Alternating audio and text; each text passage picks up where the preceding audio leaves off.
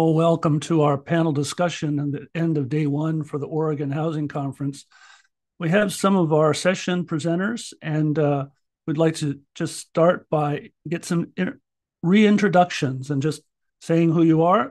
Some of the people who are watching now may not have been here at the beginning of the day or when your session was on, but say who you are and who you're with and what you came to talk about today at the Oregon Housing Conference. We'll start with Ed Smith, who just finished his presentation. Hello, everybody. My name is Ed Smith. I'm the regional manager for Oxford House here in Oregon. Here to talk about the resource that we have here throughout the state and willing to answer any questions you may have. Thanks for listening. Right. And as people are hearing and seeing who's on the screen, if you have questions, please put them in the chat and I'll try to relay them to the panel. Chris. Hi, everyone. My name is Chris Herring. I'm an assistant professor of sociology at UCLA. My presentation earlier today was based off of field research I completed in San Francisco, where I spent time living alongside those on the streets and encampments with social workers, doing outreach and working at shelters, and also police officers and sanitation workers addressing encampments, and spoke specifically about how this is all playing out now after the Martin versus Boise decision affecting, not just California, but also Oregon and a number of other states. And excited to answer folks' questions. Thanks, Chris. Rachel. Hey everyone, Rachel Post. I'm a senior associate with the Boston-based Technical Assistance Collaborative, and I spoke today about all that a substance use disorder system of care that is serving folks exiting homelessness needs to include in order to be effective. Thanks. And Andy, you started the day. Tell us about you. Yeah, hi everyone. I'm Andy Miller. I am the executive director of an organization called Our Just Future that some of you may know under our former name, Human Solutions. I use he, him pronouns, and I spoke this morning to provide a little bit of a baseline, a 50-year kind of look back of how the Portland region has been trying to respond to the homeless crisis as a way of looking back about how we can look forward to do better and see where we've been so we can know where we're going. And I'm more interested in talking about where we're going than where we've been, but happy to have that conversation as well. And I do need to drop off a little after 3 o'clock, so I apologize for that. I'm only here for a few minutes. Thanks, Andy. And Jessica, you're speaking tomorrow, but tell us who you are and what you'll be speaking about. Really one of the more stimulating sessions in this conference. I'm Jessica Gregg. I'm the Chief Medical Officer at Fora Health, and I will be talking or talked about withdrawal management, which is also known as detox, and what it can do and the things it can't do, and what other needs we have. Right. So we have a mix of problems and solutions here. Some people pointing out what's gone wrong or what's going wrong, and some people pointing to here are the solutions and here is how we make it work. So a nice mix of folks here in the panel. So if folks have questions in the chat, in the audience, now is the time to put them in the chat and we can relay those to the panel members. But we'll start and just ask, as the general disposition of this problem is occurring, we're just seeing a sort of a shifting now, I think. And we're seeing this in Seattle and San Francisco earlier, and we're just now beginning to feel it in Portland and throughout Oregon, shifting from compassion and pity for people who are homeless and, stuck in the addiction cycle to real frustration and anger and hostility. This is something we need to get in front of. Does anybody have any comments about that transition from the way things used to be to the way things appear to be coming?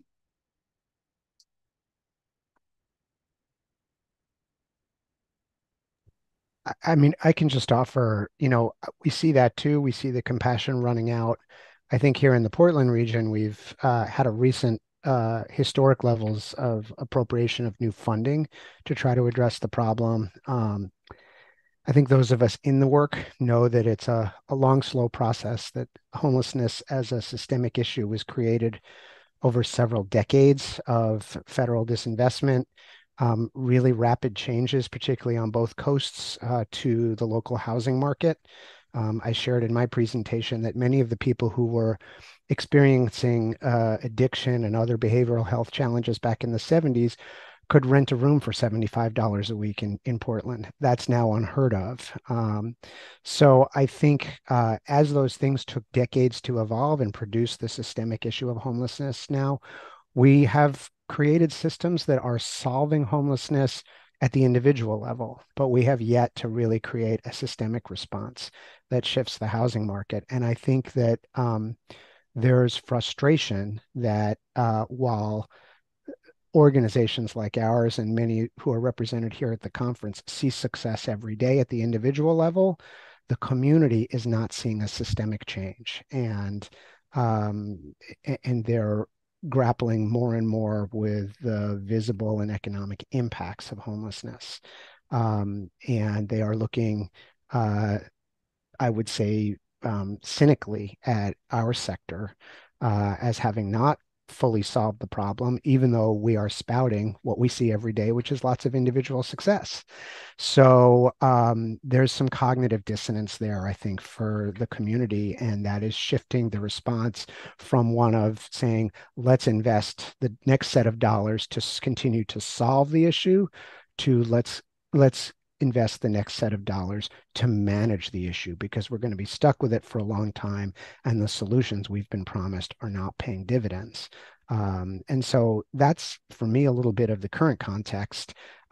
We've taken our eyes a little bit off the prize of really solving it and focused more on immediate responses to alleviate the pain that the community is feeling from the fact that we have this incredibly inequitable thing called homelessness out on our streets. Any other responses to the question or Andy's comment? I think the other side to that, though, too, is that us as providers out in the community, what I've seen in the last year or two is a lot more communication, a lot more organizations talking to each other. So where the frustration as far as community with all these issues that we have for the broader community is there. I think what we're seeing as agencies and working together is ways to bring hope. So I think frustration is bringing hope. It's just we need to continue down the path. Jessica, did you have a comment?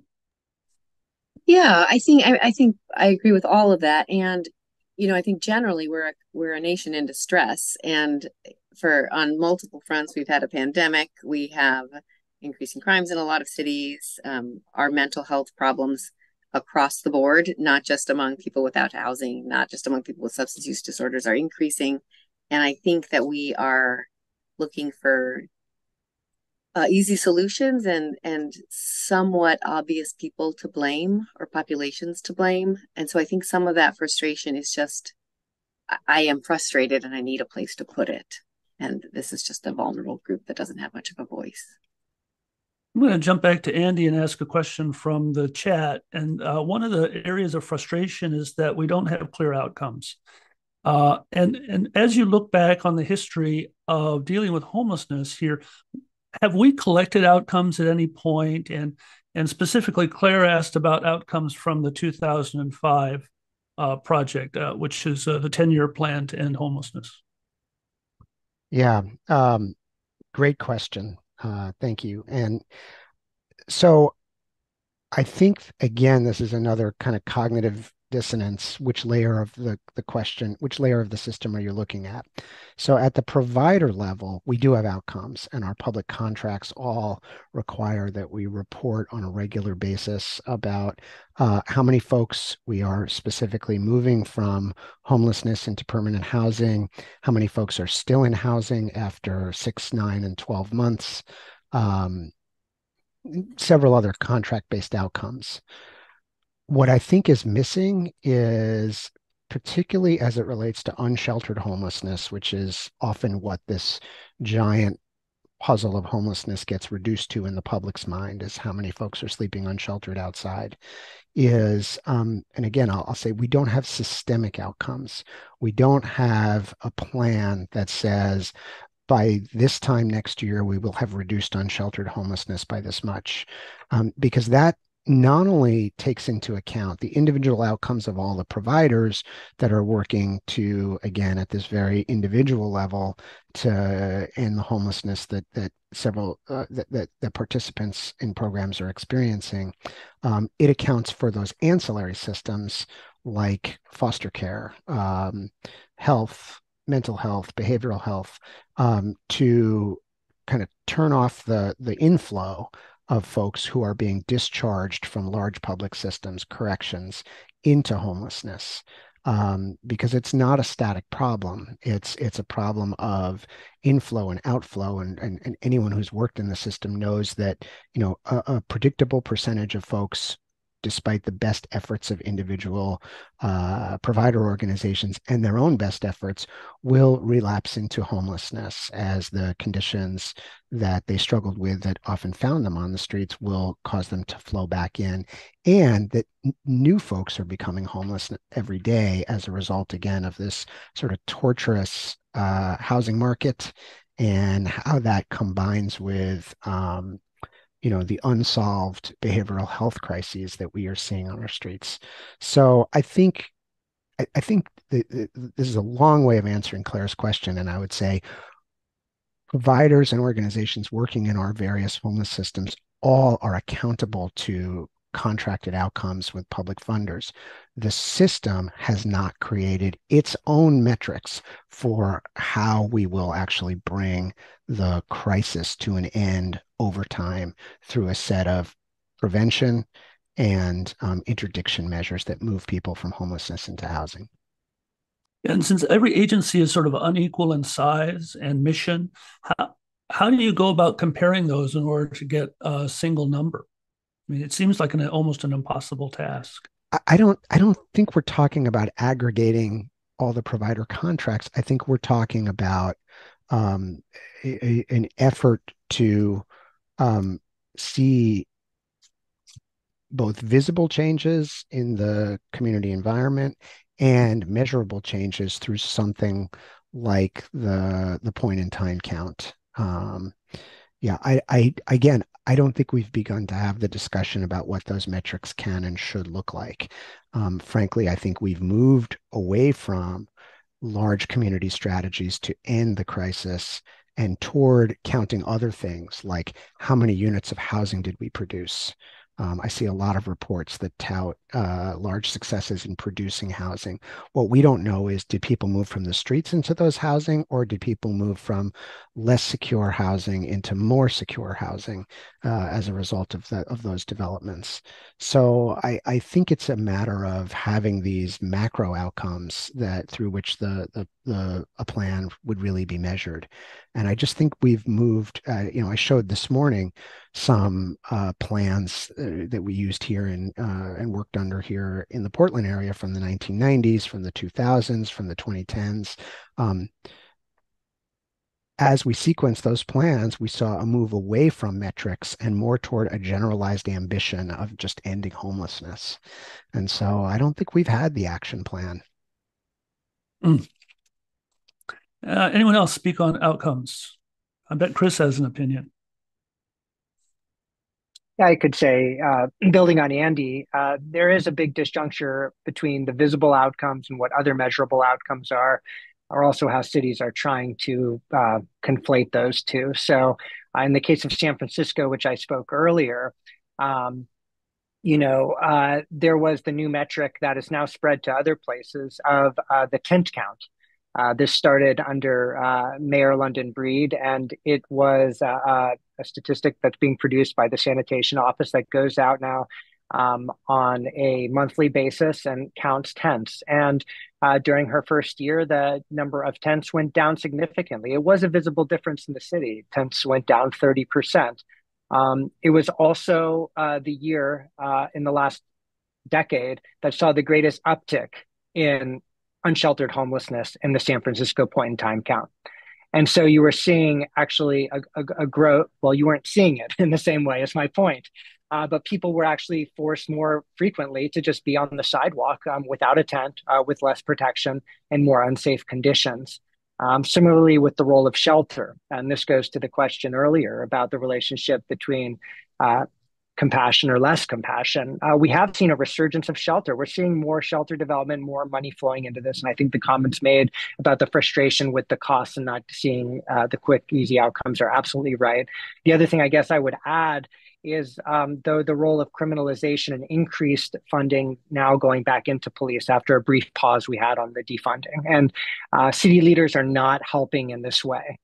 This idea that we should roll out services and roll out criminalization, as Maria Foscarina spoke earlier, we know isn't effective, and actually perpetuates the lack of compassion in the public imagination. And I feel this was less during the Trump years when Democrats were trying to make a distinction between themselves and the right. And now we're seeing folks like here in California, Gavin Newsom, yelling at judges of the Ninth Circuit, similar to Trump would yell at judges.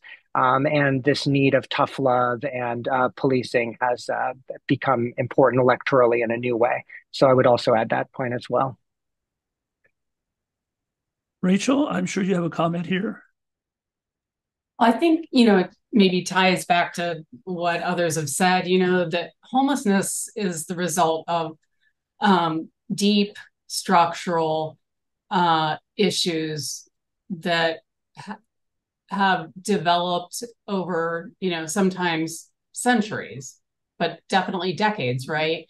So, and I'll invoke, I think earlier, maybe it was Andy who invoked Jeff Olivet from USICH, when Jeff says, homelessness or housing is the only metric where you say because there's still people out there that it's not working. You wouldn't say that of chemotherapy, that if people are still getting cancer, we're not saying chemotherapy doesn't work, right? So, I think that certainly there's a huge affordable housing crisis nationally, right? And we've underinvested by so much. I also just want to invoke Nick Fish, who recognized that the mortgage tax credit is far higher than the HUD budget, and we don't talk about that to the general population. So some of it is, I think, the frustration or the anger by folks in communities across the country also relates to a lack of sophisticated understanding of what causes this issue, the many different variables that cause it, and what's going to be required to end it. Ed or Jessica, any comments on outcomes and how we can make this look better? Well, I'll just jump to Jessica then, and we have a question from the chat asking about fentanyl withdrawal. We had a lot of controversy here about how to do this, and you're a technical expert at this. Would you walk us through the steps of fentanyl withdrawal just for a moment? You mean the steps for managing it? Yeah. Yeah. As I think almost everybody is aware who's here, fentanyl has changed everything. It is not just, it is stronger than heroin, and it's more than just stronger than heroin. It's really, the withdrawal is sort of qualitatively and quantitatively different. And transitioning from fentanyl onto buprenorphine, which is also known as Suboxone or Subutex, and which is a life-saving medication that decreases craving, decreases withdrawal, decreases overdose, decreases death. That transition is very, very difficult. And a person can do it either as an outpatient, or they can come into a facility like ours, which is an inpatient facility. Either way, the people, whether they're doing it as outpatients or inpatients, there is a tremendous restlessness, a tremendous sort of not okayness in people's skins. And we see, I think the complication or the issue that we struggle the most to manage is this profound restlessness. I just can't be here. And we use benzodiazepines. We use microdosing, which is little tiny doses of Suboxone, which sort of ping the fentanyl off people's brains for about 24 hours. And then we use larger doses, and we are constantly calibrating and recalibrating the best way to basically keep people comfortable so that they will stay long enough so that they can get onto Suboxone so that hopefully they can survive. Is that what you were wondering about? I think that's all very helpful. Any responses from folks in the panel about Jessica's recitation of how fentanyl works? Or perhaps also talking about the impact of fentanyl on this problem. It seems like every time we turn a corner, we get punched again. And fentanyl, it's just beginning, I think. Yeah, or it's just or we don't even know what the next iteration. I mean, we're seeing it seems like every day, if it's not fentanyl, it is something else, and we're always playing catch up. And I think your point about sort of the impact on the crisis of houselessness, in part is that people are losing things on their way to entering a severe substance use disorder, and in part it is that we can get people through the acute withdrawal and onto medication, but there is something, and part of it is that fentanyl sort of sits around in the fat. It lasts a long time. So there is something about the withdrawal that it just is so protracted. People, we can get them through the acute withdrawal, but they are still just not okay in their skin. And we put them on higher doses of medication than we've used really ever. Sometimes that isn't even covered by insurance. And it is time. It is tincture of time. And if somebody is newly in housing, they've just left withdrawal management, and they don't feel okay in their skin, it is very, very hard to keep them in housing, particularly if it's like sober living, where there's just not too many options, and they are so uncomfortable. Right. When a doctor prescribes time as part of the solution, that's really incumbent on us, the housers and the case managers, to pick up from where you've left off. It's so difficult at that point. And you're with Fora Health, and are you able to find places for people to go after withdrawal? Sometimes, often not. And again, sometimes we'll send them to, it's like a manna from heaven when you can find sober living, if that's what someone wants, or a residential bed. And we don't set them up for success, because if they are not okay, particularly if they're going to housing with a lot of other supports, without a lot of other supports, again, if they're not feeling okay in their skin and there isn't sort of structured engagement and connection with life to sort of get people out of their heads and their discomfort, it's incredible. We've given them a place to live, but we haven't given them the resources and help to stay there, particularly in those first couple of weeks. And that is, it is absolutely devastating to get someone through withdrawal management, find them one of those rare birds of a place where they can go, and then have them come right back, not because they didn't want it, not because, it's just too much. And we don't have the structures in place to support them. Ed, a few minutes ago, Eric Martin talked about some of the myths of recovery housing, and one of them was that recovery housing doesn't take MAT. Would you be able to take someone directly from Dr. Gregg's care into Oxford House with perhaps a prescription for Suboxone? Absolutely. There is that myth out there, and I think the myth is years old. We do surveys on all of our residents throughout the states. So the state of Oregon did theirs about 8 months ago, and 46% of our residents are utilize MAT or MAR. Wow. That live in our houses. What we find to work best, and I hear what Jessica is saying, it is really hard for them to come out. They go through the detoxing, they go through everything. To find, for organizations to work together to where they can do housing as well as intensive outpatient, treatment at the same time. We can help, Oxford House can help be, one of the components of that. But I think that myth is old, and that I know a lot of the recovery housing accepts it, but I know our numbers are almost 50% of our members utilize MAT or MAR services. But that's an option that a house could be a MAT house or not a MAT house.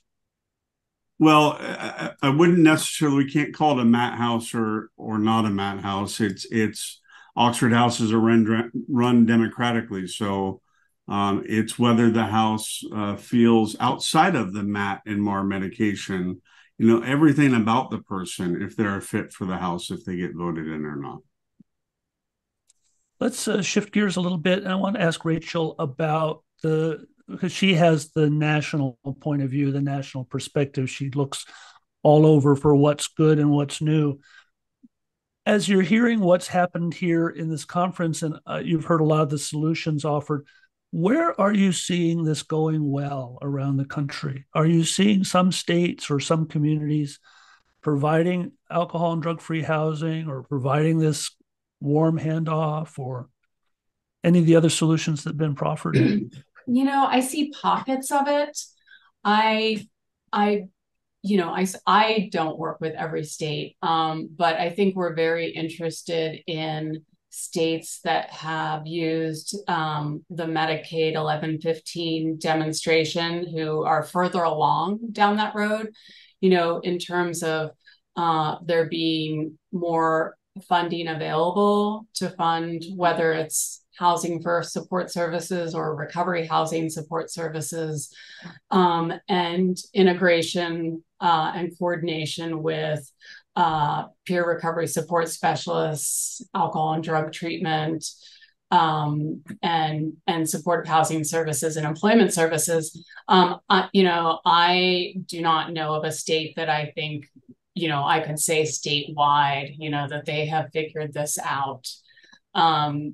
We see pockets of success, of beacons of exemplary practice, and I really think that this, some of the recommendations that we made in the homeless strategy initiative paper related to forming a governing body that brings together the payer system, the county, the city, the provider system, and individuals with lived expertise to really align across systems is really going to help propel and improve outcomes across these systems. I also do just want to say that I think another area where I think there needs to be improvement is greater funding and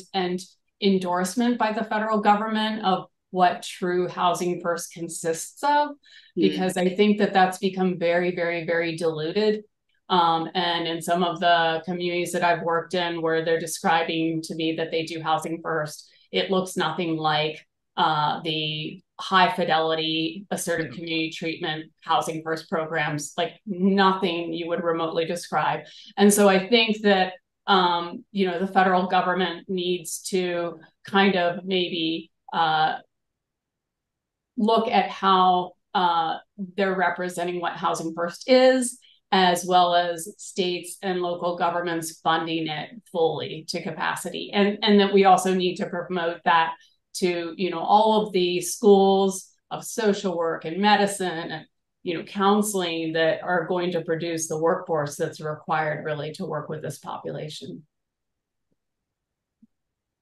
Anybody else seeing anything out there? Any beacons of light?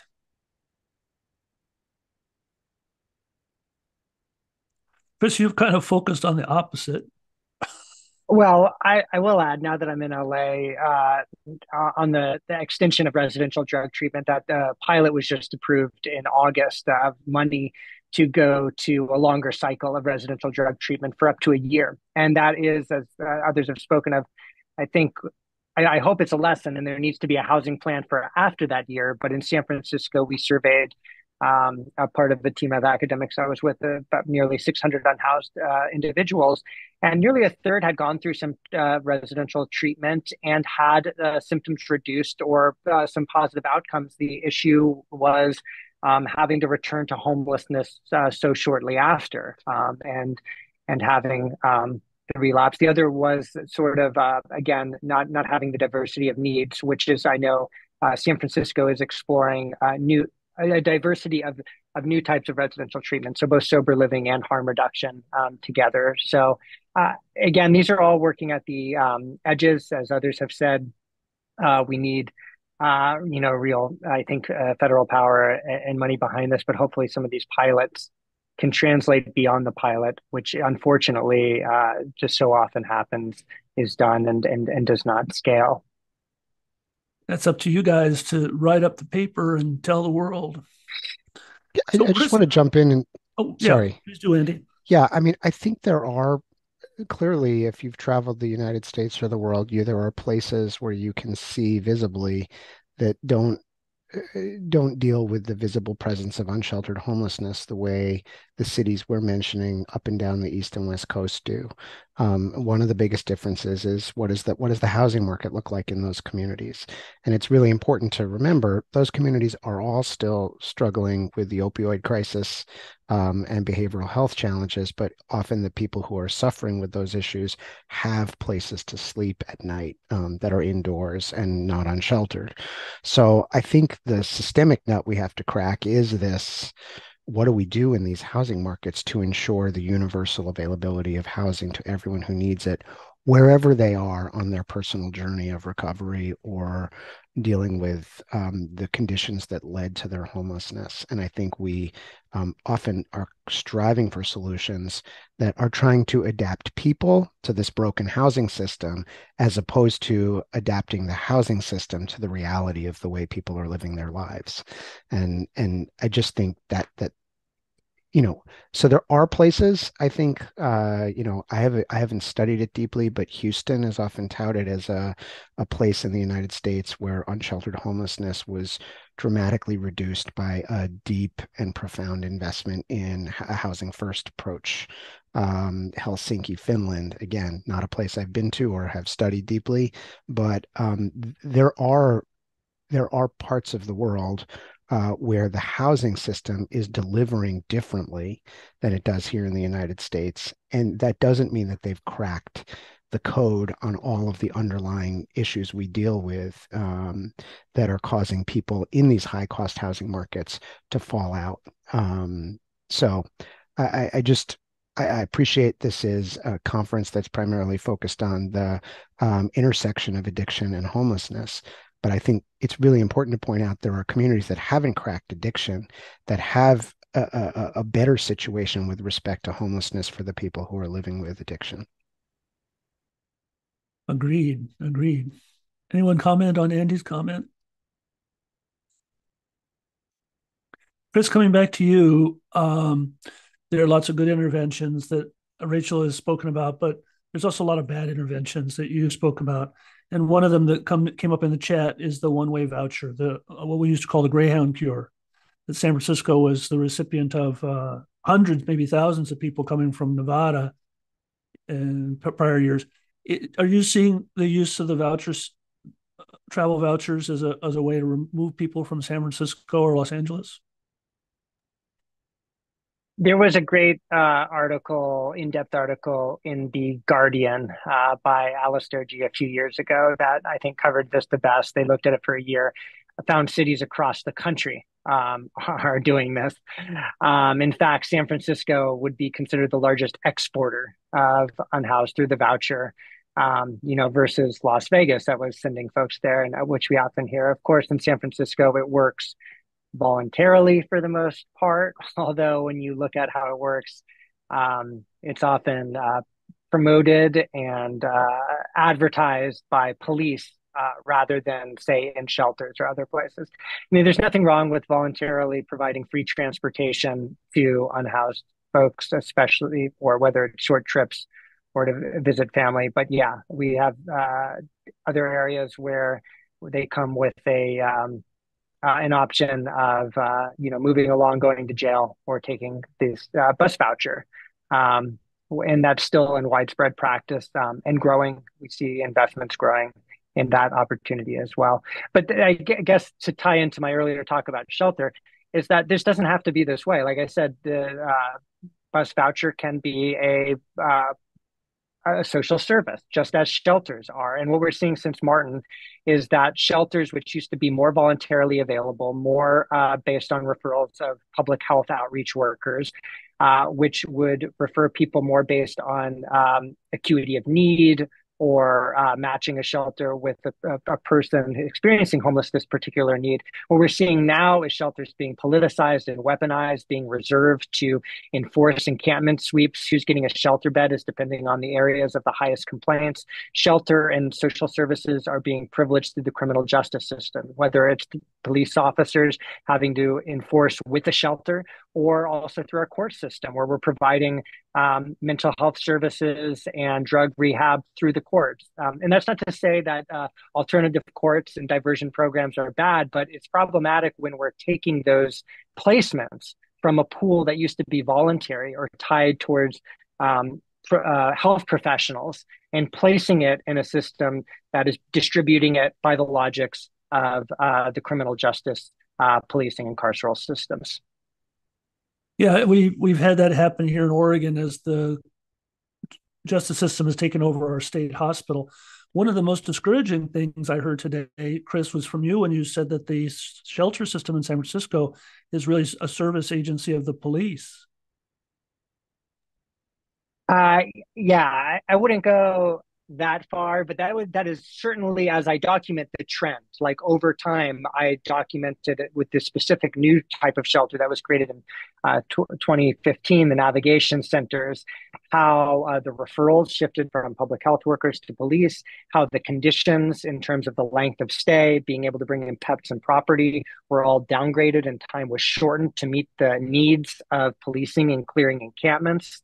And how the direction of who was getting in was based on political and caller complaint needs. And unfortunately, that is an unintended consequence of Martin versus Boise that I'm hearing more and more across the West Coast, that cities are being told that they're going to be legally liable if they're enforcing without offering shelter. And that is, incredibly unfortunate and is very problematic, not just on the level of how we're distributing resources, but in my more ethnographic work, issues of establishing trust, people's association with the broader state agencies, and how the police can infect, people's interactions with getting medical care or going to shelter or engaging with those who are actively trying to help. And what a terrible position to put individual officers in. What a traumatic experience for them to have to do this thing that they know doesn't work. Well, so many of the police I was out on ride-alongs, and in my work I describe, were frustrated and talk about that's not why they signed up to be a police officer. They did want to help. They would often say they wanted more shelter beds. So I have to say some of the police who have more resources might be individually feel better that they have something to offer. But again, when we look at the collective picture of these outcomes, it frustrated the social workers I was out with who no longer could do this, or the social workers who were now being dispatched to the encampment clearance because that's where they need to offer shelter, rather than doing the casework with individuals that they knew were most in need, who they had established relationships with. And then changing the vision of those on the street who now saw certain public health workers as separate from the police and the sweeps, as being part of it. And that was incredibly frustrating for the social workers and their sense of vocation and independence in treating this issue on the streets. I would just add the dynamics that Chris is describing is exactly what we're seeing starting to take shape here in Portland, where the city enacted a ban on daytime camping as a precursor to criminalizing camping citywide, as they're also trying to, join in the efforts to overturn Martin v. Boise and live within its confines at the same time. What that means is public dollars that were allocated through a tax measure for supportive housing, it was a supportive housing services measure, are being diverted to operate large alternative shelters that are going to be, outdoors, simply to create the capacity that's needed to overcome the Martin v. Boise restrictions. So now this is what I was mentioning before, we are no longer investing in best practices, in permanent solutions. All of the folks, presumably, who were moving into those large outdoor shelters would be great candidates for a housing first approach, meeting them where they are, moving them right into housing. But the dollars to do that are being diverted instead to operate large shelters because we've turned away from those best practices here in the Portland area. I'm not sure we ever fully turned toward them, except in a few cases. And so we're seeing exactly that.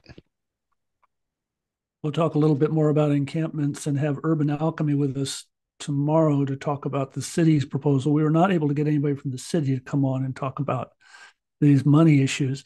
We have more money now, though, than we've ever had before with the Portland Housing Bond, with the Metro Housing, with money coming from Measure 110. Is that and Andy, you're already seeing that money somewhat misappropriated. Misappropriated may be a strong word. I'm not, but yes, I think I'm speaking to the spirit that I understood that that measure was passed, was to enhance our ability to create more supportive housing placements, more structured supportive housing, more housing first. Those dollars are being increasingly diverted to these, what I would call more homeless management exercises, because not only do we lack a plan, I think what we really lack at the large public sector level is a shared theory of change. We've lost touch with the discussion of how we as a community believe we are going to get from where we are to the end of the crisis. What works?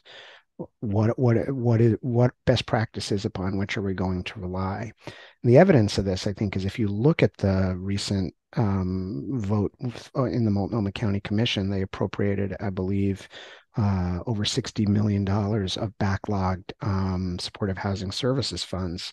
I'm looking at it right now and seeing of that, again, the 60 million of supportive housing dollars, only 7 million are actually for supportive housing.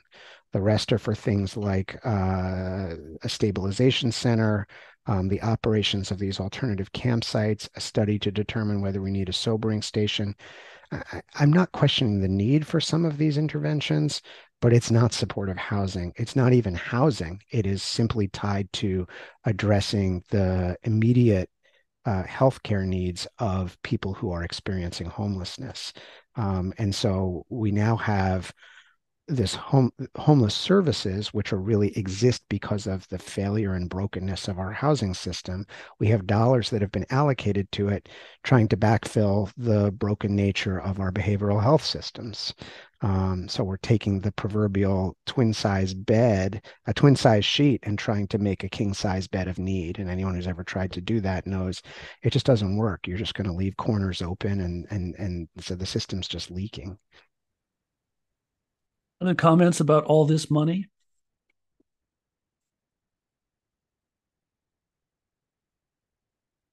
I'd just like to thank the people. There's a lot of people here at this conference who attended that county commission meeting, which designated that $7 million to supportive housing.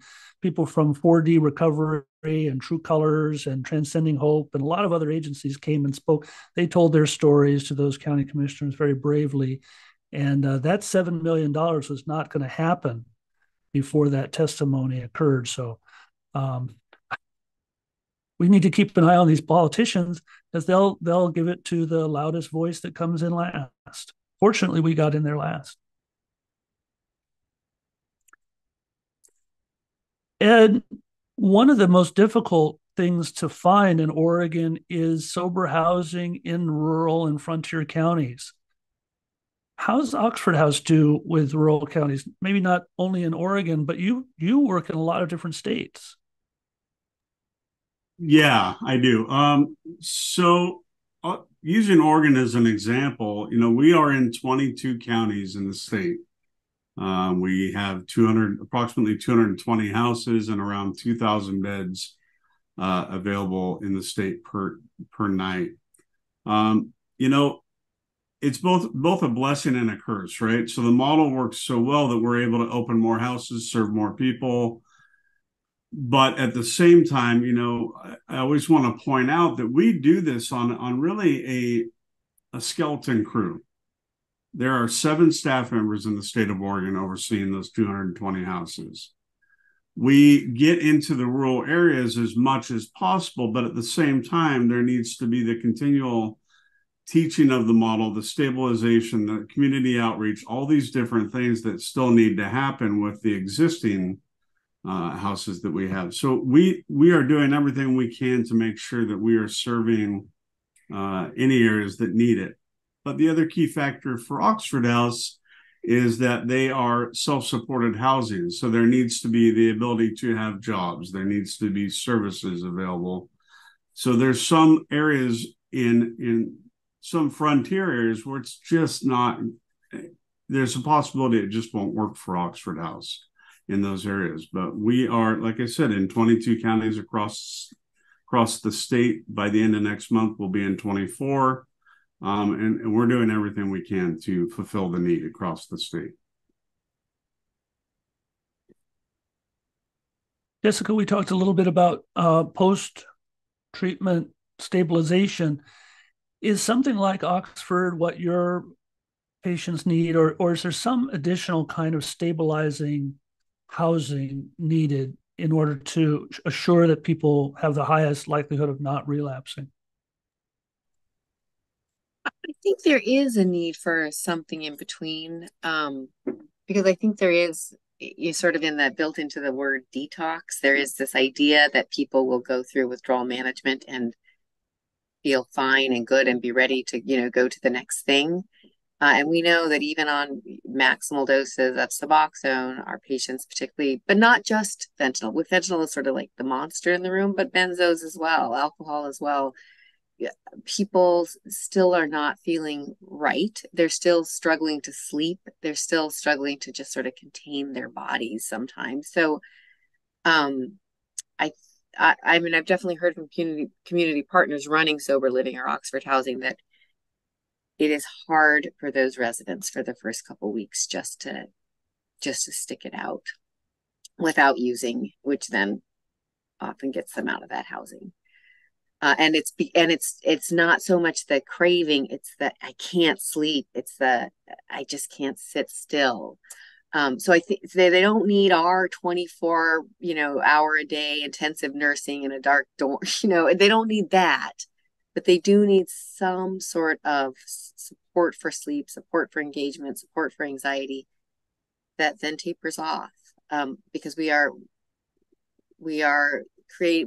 created a model that with withdrawal management that is one and done, go on to your next thing, and people are often not ready. I felt I was symptomatic for years and years afterwards in some respects. Yeah. Just asking people to be normal seems to be some denial of the disease. And of the body, honestly. Like if if your body has become accustomed to something for a long period of time and then it is gone, it may be safe. You may not need 24-hour nursing, but it's still not so highly uncomfortable. I'd like to switch gears and talk about for the rest of our panel a session that I wasn't able to pull together in any coherence, but let's talk about workforce as you see it from different perspectives. Ed, you have your people who are working in and around Oxford as volunteers, but you're also you have a view of people in the industry who are referring to you. And Chris, you've been seeing people in the shelter system and in the direct services. And Rachel, you've got a lot of different agencies you look at. How are we doing as a workforce, as keeping our spirits up, keeping ourselves well, keeping our work in front of us? How are we doing? It seems like there's a lot of fatigue that's coming in. Yeah, so Ed, you go ahead. No, okay. I mean, this is an issue across the country, as everyone knows. I think there's been the also Office of Drug Control Policy, which is operated out of the White House, recognition of this crisis and funding. But can we get the funding out there fast enough?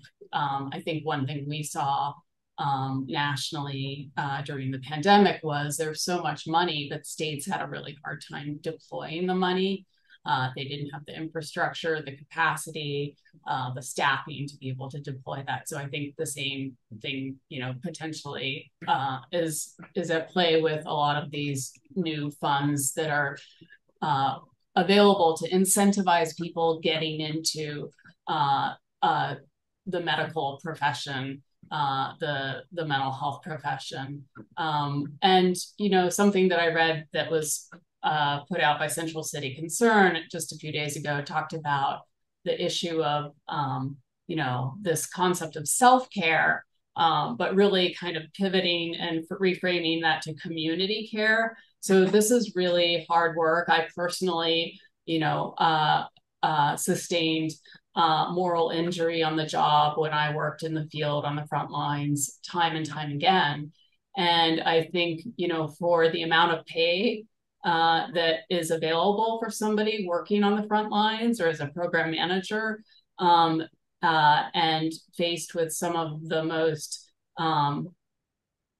difficult, horrific experiences, we don't pay people enough. We don't pay them at the rate that we pay our fire and rescue, our police, other first responders, and we really need to. And we really need to be able to hire people who are invested in working with this population, but who have the support and supervision and training and trauma-informed supervision to be able to sustain folks. I think the average lifespan, and I'm guessing that's actually decreased over the last 5 years. Used to be, it was about 5 years was the average lifespan of a frontline homeless or behavioral health service provider working with folks who had serious mental illness or people experiencing chronic homelessness.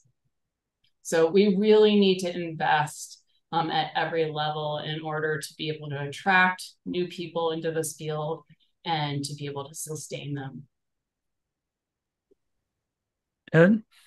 Yeah, I would add too that I'm probably the wrong person to talk to about self-care and all that. I think that when we do this for so long, we do this with our heart, right? But the bottom line is the new people, the new front line is getting taken away by jobs that would normally pay less, right? We are not paying enough. We are not doing enough. It's an interesting dynamic because everything is so expensive. We're talking about how housing and all this stuff is so expensive. It also reciprocates to those that work in the field.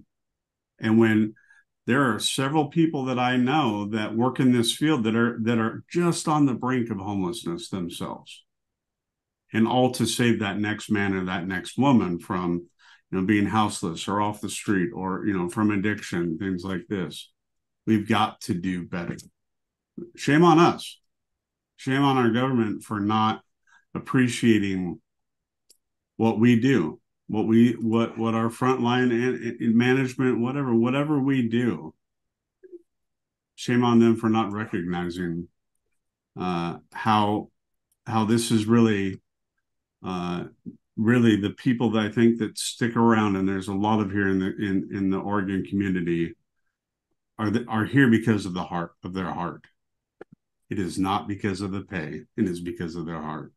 We need to do better. We need to do better. Chris, what do you see down in California? Everything Ed and Rachel just said, and I think that's the core of the issue. I can add some other points that I think are maybe less noticed that I realized in my field research. And one is we unquestionably need more outreach workers, more social workers doing this work as opposed to other types of frontline workers who say themselves, like police officers or sanitation workers, that they don't want to be in this business. So, as I mentioned earlier, there was frustration among the officers in having to deal with homelessness, that this wasn't what they signed up to do in many places, including San Francisco. It was the rookies who were assigned to the homeless outreach units and having to respond to these calls. It was demoralizing for them in terms of what they thought they were doing with their profession. Sanitation workers, it was incredibly frustrating for them. Many of them are also incredibly low paid and from the poorer neighborhoods in San Francisco, which is like Portland and parts of Oregon, very few African Americans. That was one of the largest city workforce where African Americans were hired. Were in the sanitation department. We know the disproportionality of African Americans experiencing homelessness. Okay, I guess what I'm trying to say is there were poor folks being put on other poor folks in neighborhoods from the same areas. People I'd see sanitation workers run into, people they knew in high school, people they saw in other areas. This offered both moments of solidarity in some cases, of moral injury, of not wanting to do this but having to.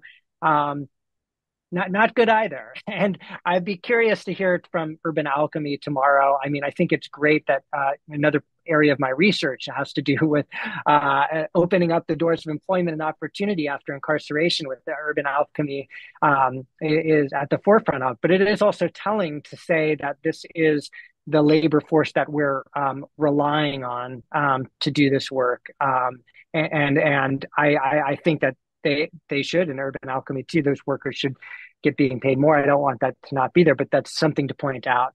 I've mentioned throughout my talk and in my presentation the ways in which policing gets in the way of frontline workers and the social work of doing their job. But there's also this final point, which is that a lot of cities sometimes will hire more outreach workers without the resources given to them, which is also another source of frustration. So in San Francisco, they did actually expand the number of outreach workers, but they didn't expand the number of shelter beds, permanent supportive housing placement, or treatment beds. And this actually increases the frustration of the outreach workers because they want to accomplish something. They want to bring bridges to somewhere. And instead, it caused them to do, even the ones who are on the force of social work, but not the force. We're on the social work team before. They actually, an unintended consequence was they felt they had less tools now to do their work because they were spread more thinly. This was less rewarding, they were less able to realize their vocation. And so I also want to just stress, like, we can't think that just hiring more outreach workers or social workers is going to do it if it's not matched with the greater resources, as a final point there. Thanks, Chris. Jessica, take us out. You've supervised more people than probably the rest of us put together. What's your experience in looking at the workforce now? What's the level of fatigue, of trauma, of desperation, of hunger?